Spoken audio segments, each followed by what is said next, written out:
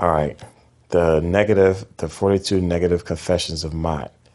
Now, I want to look at these because people constantly say that this is where the Ten Commandments came from. This is where Moses got the Ten Commandments from and that sort of thing.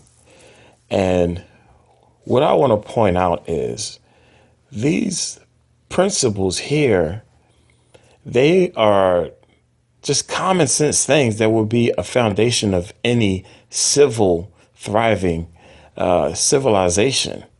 Like these things are not like unique teachings that would only be found in a particular land or taught by a particular people. They're just common sense.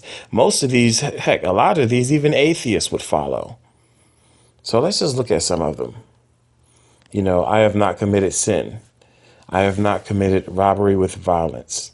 I have not stolen. I have not slain men or women. I have not stolen food. I have not swindled offerings. I have not stolen from God or goddess. I have not been exclusively angry. I have not cursed God or goddess. I have not behaved with violence. I have not caused disruption of peace. Yeah, I'm actually going to read them all. And I want you to just look at how many of these is just common sense to the average man. Where am I at? Verse 12. I have not acted hastily or without thought. I have not exaggerated my words when speaking. I have not stolen what belongs to God. I have not overstepped my boundaries of concern. Hold on.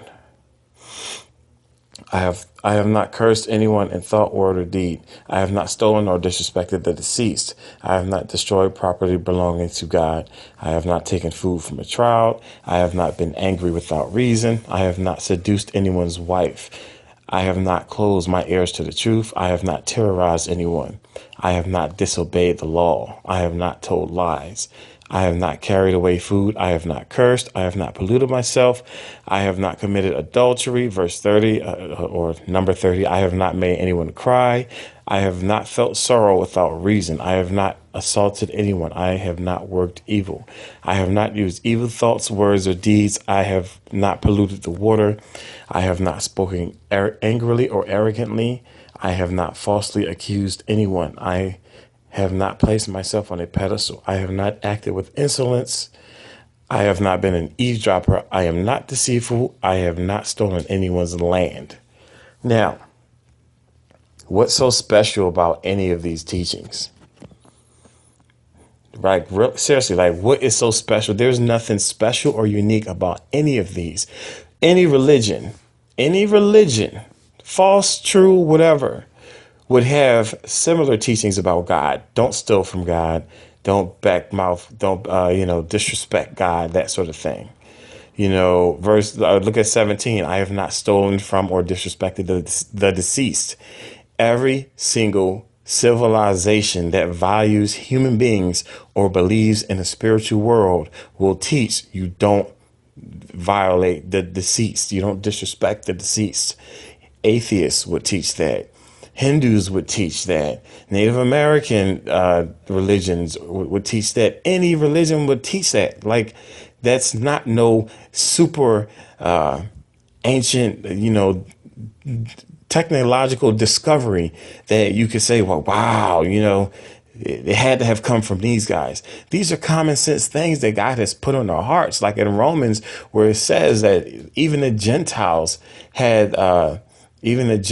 has God's law put on their heart, because everyone knows that there's a God, number one, which explains why every single ancient civilization has a religion. And then number two, God has given us a conscience, so we know right from wrong, right from the rap, regardless of your religious or spiritual, however way you want to look at it, or you're just a heathen, however way you try to live your life. God has put all of these things on your heart. It has nothing to do with it being special to Egypt or anything like that. They're common sense. They're basically common sense. And most of the Ten Commandments, they're pretty much the same thing. They're common sense. And how can you credit any one civilization with, oh, they made this up because they have this in a list of laws? You take away this list of laws, and you take away these list of laws, and a lot of people will still live by the same stuff because it's just common sense. Now, I want to look at you see that there's a woman right there, right? That is Mott. So when people talk about Mott, and it's like, well, this is these spiritual principles or these moral principles. It's not a religion. That is a bunch of baloney. This woman right here, we're going to look at this woman right here because Mott was not only principles, but it was actually a deity. It was actually an actual deity, which is who you're looking at right there. All right, so here's Mott on Wikipedia. Now, I've looked at several sites, and Wikipedia isn't automatically just the authority on things.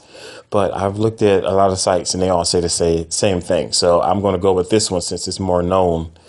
And you can feel free to research anything that I show you in this video because there's nothing secret or super hidden or anything like that.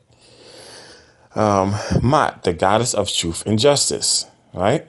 Depiction of a woman. She always has that feather. Sometimes she's depicted as having ostrich feathers, like on her arms, as you can see here. All ancient Egyptian cities recognize her. Her symbol is the ostrich feather. Her consort is Thoth, and her parent is Ra. Now, Mott, please forgive me if I'm not pronouncing it right, but Mott was the ancient Egyptian concept of truth, balance, order, harmony, law, morality, and justice. Mott was also personified as a goddess regulating the stars, seasons, and the actions of both mortals and deities who set the order of the universe from chaos at the moment of creation. Her ideological counterpart was Isfet. So basically, it's like this goddess, this deity basically was in charge of like order and structure, moral order and structure in the universe. The earliest surviving records indicating that Mott is the norm for nature and society in this world and the next were recorded during the Old Kingdom, the earliest substantial surviving examples being found in the pyramid text of Unis. Later, as a goddess in other traditions of the Egyptian pantheon, where most goddesses were paired with a male aspect, her masculine counterpart was Thoth, as their attributes were similar. In other accounts, Thoth was paired off with Seshat, goddess of writing and measure, who was a lesser-known deity. After her role in creation and continuously preventing the universe from returning to chaos, her primary role in Egyptian mythology, dealt with the weighing of souls, also called the weighing of the heart, that took place in the underworld. Her feather was a measure that determined whether the souls of the departed will reach the paradise of afterlife successfully.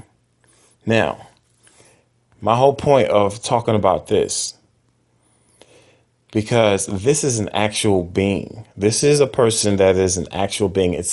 Mott is not just a principle, and it's disrespectful to the ancient Egyptian teachings to just grab the principle and just completely ignore the goddess. Mott was the goddess of harmony and justice and truth, represented as a young woman sitting or standing, holding a waz scepter, the symbol of power in one hand, and an ankh, the symbol of eternal life, in the other. Sometimes she is depicted with wings on each arm, or a woman with an ostrich feather on her head. Now I'm going to skip down to the next paragraph. The sun god Ra came from the primeval mount of creation only after he set his daughter Mott in place of Isfet. So I'm going to skip this here because basically this is the daughter of Ra, right? Now, Ra was the sun god. So Mott is the daughter of the sun god, and she was married to Thoth. Now, you go ahead and read some more about this because she was an actual deity. Now, if this is an actual deity, if this is a goddess who judges people to determine whether or not they get to the afterlife, how is that not religious? How is that just spiritual and not religious? See, you can take the 42 principles and you can try to advocate them as non-religious things, but they're completely tied to the gods and the goddesses. Quite a few of them specifically mention, I have not done this to God or the goddesses, and it's like, don't portray this dishonestly. and try to say how ancient Egyptian culture was based on principles and not religion, or spirituality and not religion. That is laughable. They have a God for everything. You have her, the goddess of truth and justice. You have Ra, the sun god, who is a god who is the sun god who is a god who rolls across the sky in an invisible boat. That's what they taught about Ra. And this is his daughter, or one of his daughters, Mot, the goddess of truth and justice, who determines whether or not you get into the afterlife. Then you have Osiris, who is the lord or the god of the underworld. They have a god for everything. These goddesses and gods, they live, they die, they have children, and they marry each other. Like, how is that not religious? That is more religious than anything you will find in the Bible. There's a God for everything. You got the Anu, you have the Anunnaki, that's like a league of gods. But people want to portray this as just spiritual concepts. It's a religion. So if you're going to diss Christianity, if you're going to diss Islam, or if you want to diss any other beliefs that people have, and you claim to be so anti-religion, and you're going to mention Mot, then represent her properly and understand that this was a recognized and worshiped deity, not just a list of principles. To separate the two is at least ignorant, or at the best, or excuse me, at the best, it's very ignorant, or at the worst, it's just blatantly disrespectful and deceitful. Enough with this. Mot is, I'm not religious. I practice Mot. And enough of that. Enough of that. If you're not going to worship this woman, if you're not going to acknowledge the power of this actual being, then you're a fraud and you're just faking it. You don't really take it seriously. So just stop with it. Stop with it. Deal with the text honestly. Whether your text, whether the text of anyone else, deal with the text honestly.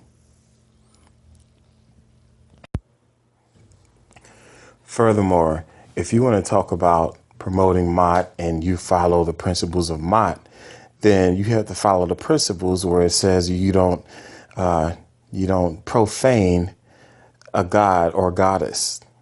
Now, a lot of y'all will also try to say that God is just within you. God is everyone's a god. No.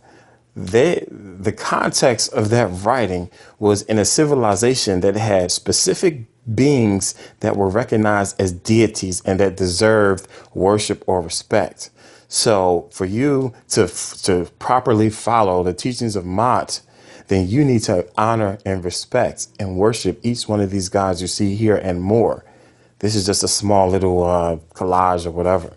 They had a god for everything, not just the principles of Mot, which refer to gods or goddesses getting their due respect.